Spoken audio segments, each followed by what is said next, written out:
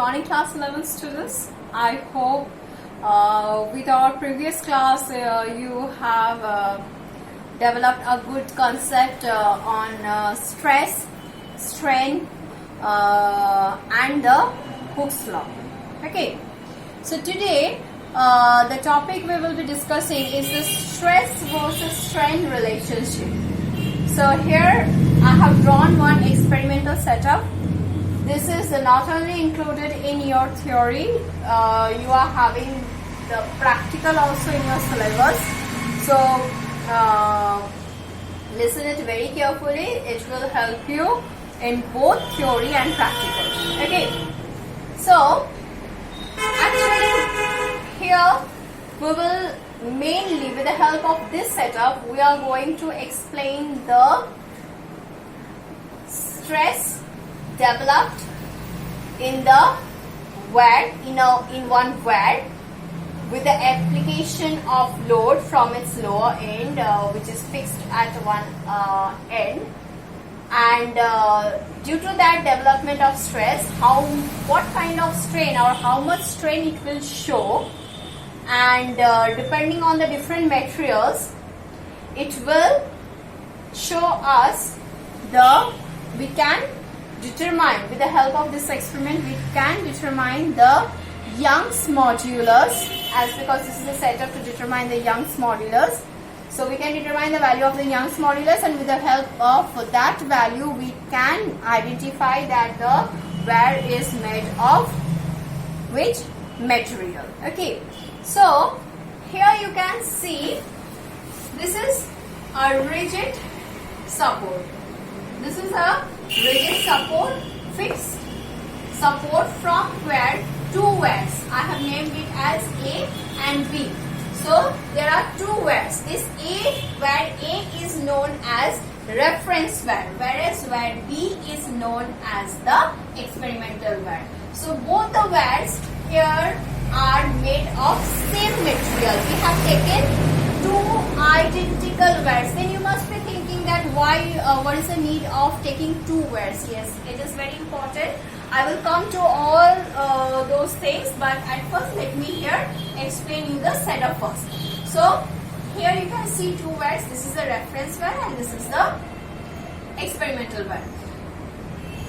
When you will enter the practical room and suppose you are given this practical, then by seeing this setup, you can easily identify that which wire will be the reference wire and which one will be the experimental wire. So this is the hanger. The wire from which the hanger is hanging, that wire is our experimental wire. And also you can see this setup. This is the data recording setup. If this setup is attached to which wire, that wire will be the experimental wire, and the other one will be the reference wire. So here we have taken two wires, reference wire and the experimental wire. From the experimental wire, one hanger is hanging. From the reference wire, one weight is hanging. Both are having same weights. Both the wires, as I told you, they are identical. So their length is same, diameter is same, and they are made up of same material. And two equal weights are suspended, one in the form of hanger, another in the form of weight, has been suspended from the both the wires to make it free from the kink. Kink, that means any unevenness in the wire. And with the help of these weights, they will remain in a tensed condition. There will be no extension, but they will remain in the tensed condition. So that's why two weights are hanging from these two wires. Okay, then you can see here, this is the V represents the vernier scale.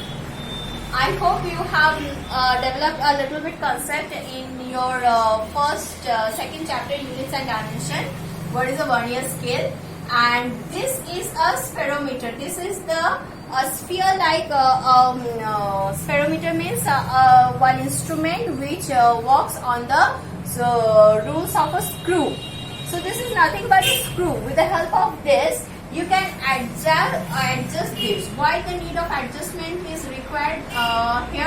Because when you will suspend weights, actually in this practical what you have to do, you have to suspend weights in the hanger, suspend weights from the experimental wear, so that this experimental wear will suffer extension. So when it will suffer extension, this is the one spirit balance. Spirit balance means it is a small rectangular slab in which one tube filled with spirit is kept, which will help you to maintain the level. So if the spirit balance depresses like this, then the bubble in the spirit which has been poured in the tube, there is only one bubble in that spirit that will move up, and there are 2 marks on the spirit tube. So you have to always keep the bubble in between. So when the balance will depress, then the bubble will go up. So when you will hang the weight from the hanger, this setup, the wire will suffer extension, and hence the spirit balance will become inclined. It will depress like this, and the bubble will move up. And again, with the help of this screwing system, what you are going to do, you will screw it up, and the bubble will come to its own position. So why this reference wire is required? With the help of this, you are actually screwing it up. So how much screwing is done, that is recorded with the help of the vernier scale. So this is the experimental setup which helps us to determine the amount of extension suffered by the wear with the application of each and every load. Then we have a procedure of from that data we can draw one graph. The graph is shown here. So mainly here in the theory we will explain the different points in the different portions of the graph. Before that, for a short, let me just tell you what this, though I have already explained it, then also let me tell you what the setup contains. Okay. To find the stress-strain relationship, we need one experimental arrangement as shown in the figure. It consists of 2 long wires almost of same length, equal cross-section area, made up of same material, suspended from a fixed rigid support, where the A wire is known as the reference wire and the B wire is known as the experimental wire. Here, when loads are suspended from the holder in the hanger attached in the experimental wire, the experimental wire suffers elongation, that means extension, which with the help of the experimental measuring arrangement, that is this one, and comparing with the reference wire, can be determined easily that how much extension the experimental wire has suffered, as because they are not hanging any weight from the reference wire.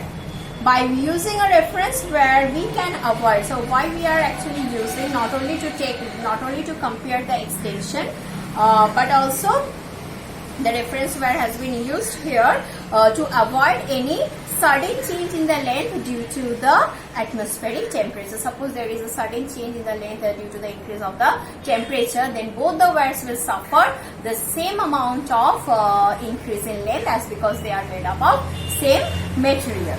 The weight W has been suspended from the reference wire to make it free from kinks. I told you that if any twisting or kink is present in the wire, then these loads will, the load of the hanger and the weight will help you to make it free from the kink, and the wire will be in straight. It will keep the wire straight. Okay. Now let us come to the graph. So as you can see in the graph, there are few portions, that is from O to A, then A to B, then B to C, then C to D, and D to E. Now in our discussion, I will come to each and every portion one by one. So this OA portion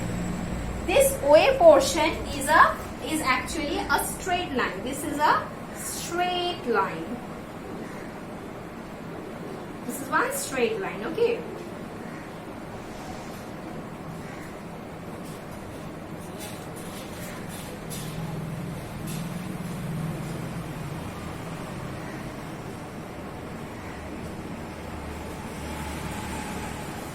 This is one straight line. So OA actually represents the Hooke's portion.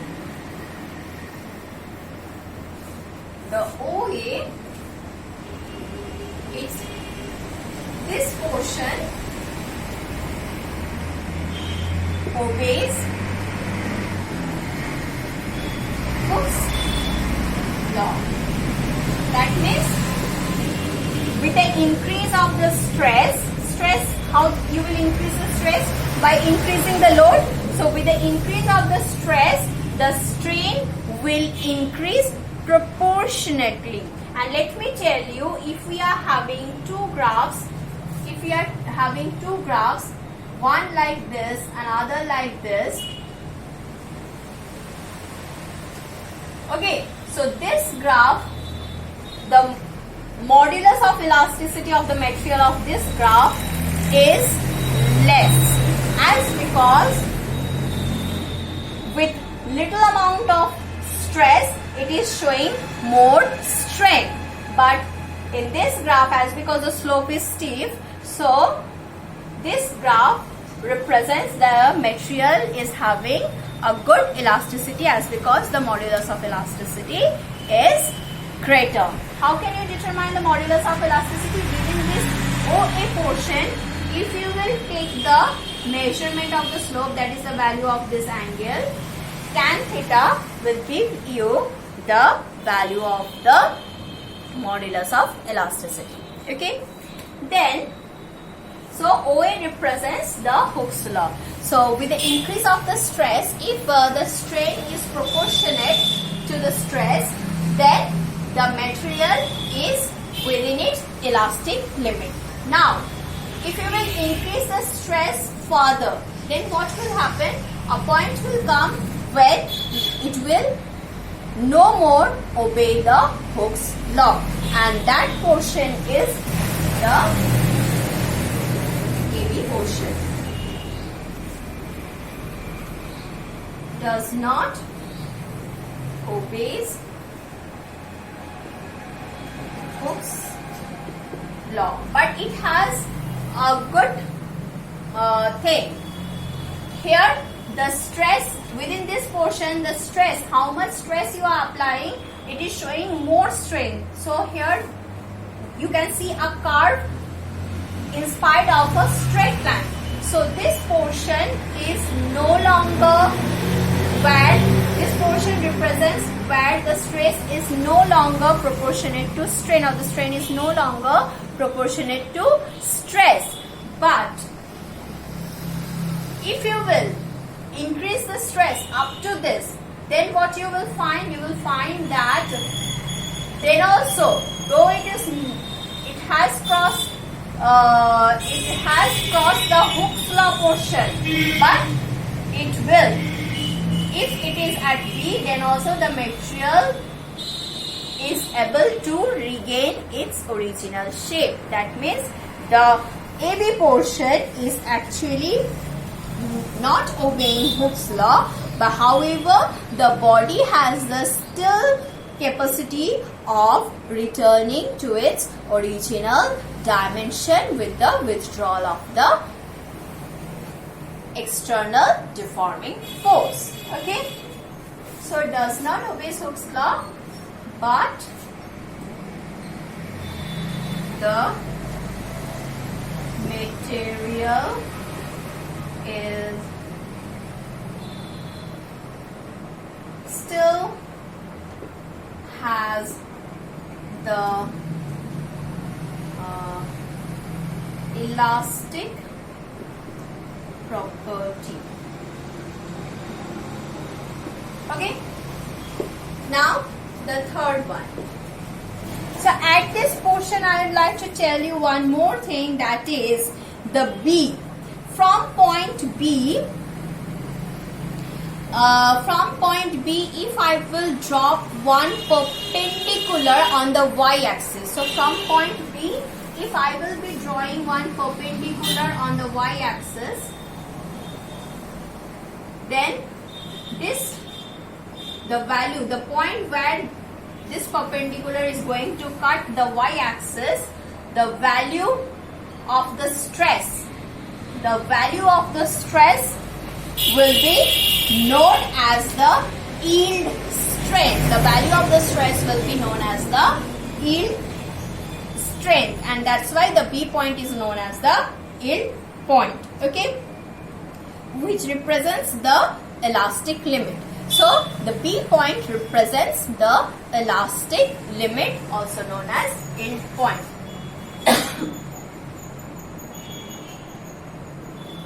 YIELD, yield point, represents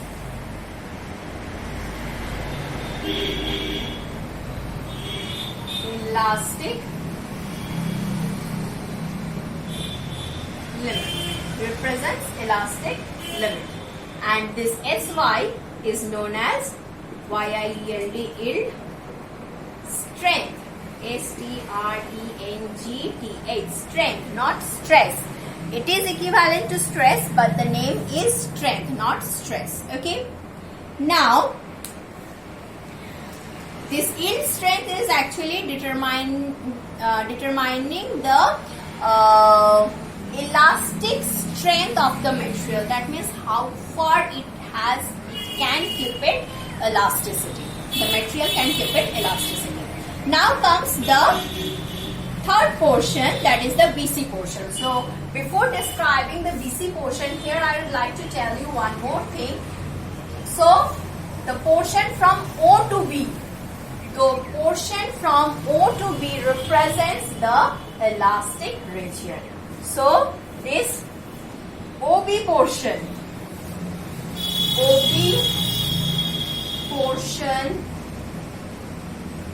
represents the elastic OB portion. Yes, it is actually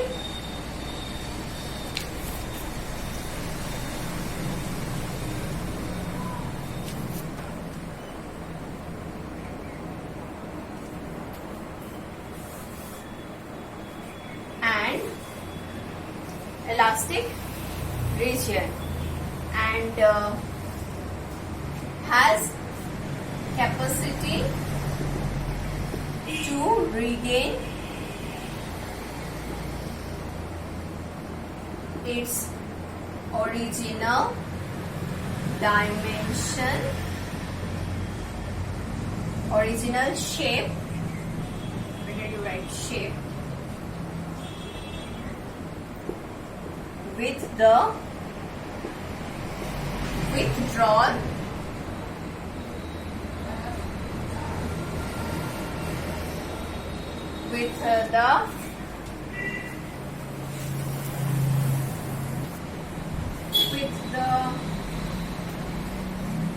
withdrawal of the deforming force. Okay. So OB represents the elastic region, point B represents the elastic limit, and SY represents the elastic strength of the material. Okay. Now comes the third portion, that is the BC portion.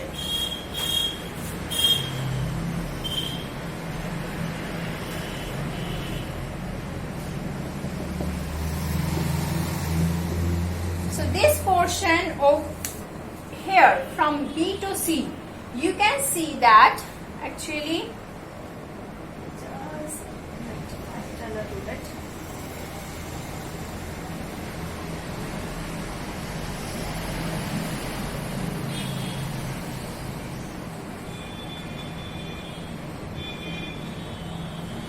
So here you can see that with the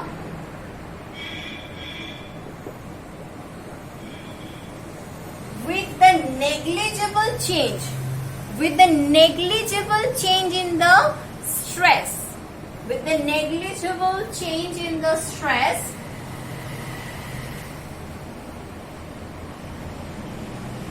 with the negligible change in the stress value, you can get a good amount of strength. So this BC portion over this portion of graph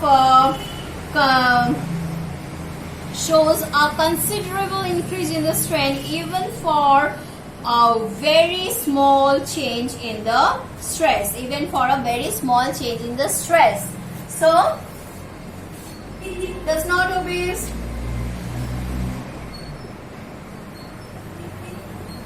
Hooke's law, and because the material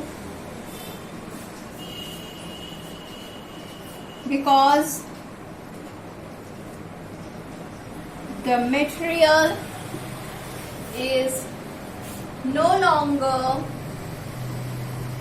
within elastic. Better you write here that,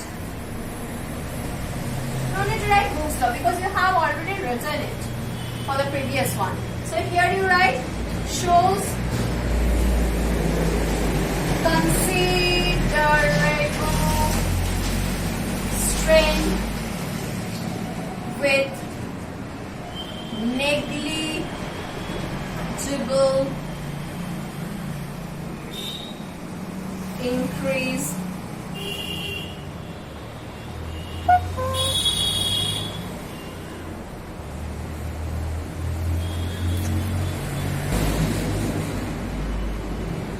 with negligible increase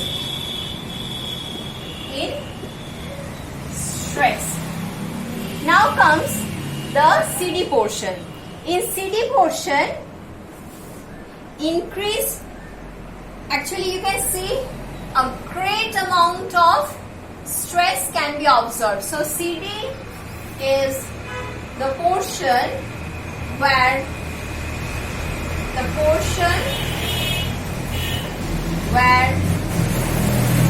the material has lost its elasticity. So actually in BC portion, if you will remove, suppose at C portion, if you will withdraw the deforming force, then also the material will regain. It will try to regain its shape. It won't be able to come to its original one. It will be able to come to this new shape. That means a little bit bigger shape, which is how much bigger? That 1% bigger than the previous one. So, but in CD portion, with the increase of stress, the material will keep on increasing the strength, and with the withdrawal of the deforming force, the material is not going to even try to regain its shape. So if you are increasing, it is increasing. You are removing, it is maintaining its increased length. Then you are again increasing, again it is increasing, and if you are removing the deforming force, then also it is maintaining its that times increased length. So this is the portion where you can see this. So that is now the length at zero stress. So now if you are not, that is with the withdrawal of the deforming force at zero stress, now the length at zero stress is greater than the original length, and at this state the material has acquired a permanent set. So this portion also represents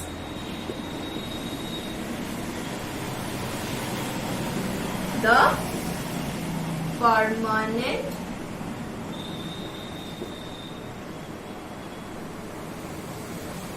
set. Okay, so this represents the permanent set.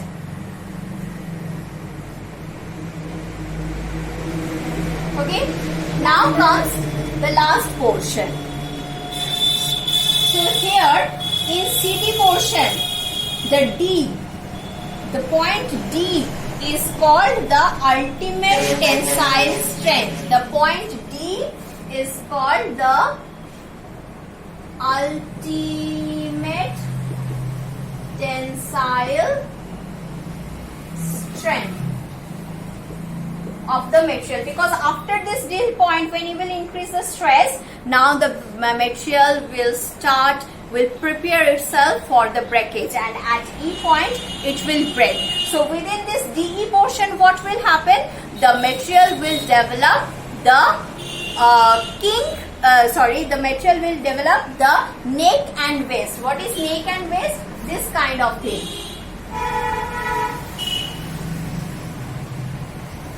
So when you are increasing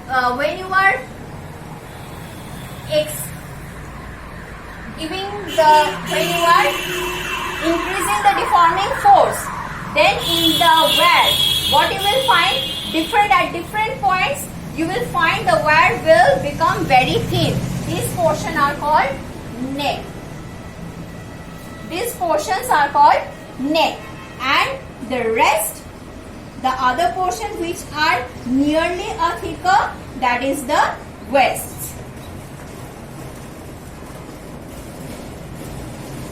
So the material is developing, the wear is developing neck and waist, and when your stress will increase and the material will reach to the E point, then from this neck, any one of this neck portion, the wear is going to break. Okay. So this is how the different portions of the graph explains the different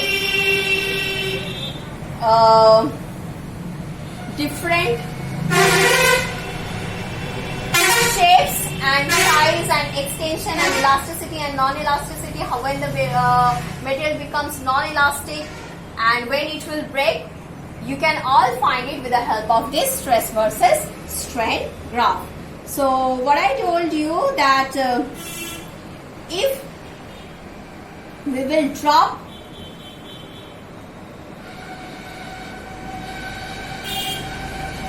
the stress corresponding to this point,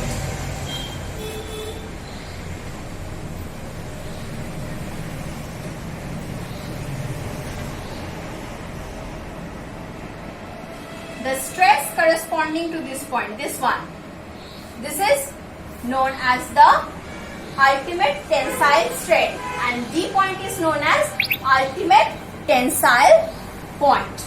Okay, so and the E point is called the breaking point or fracture point.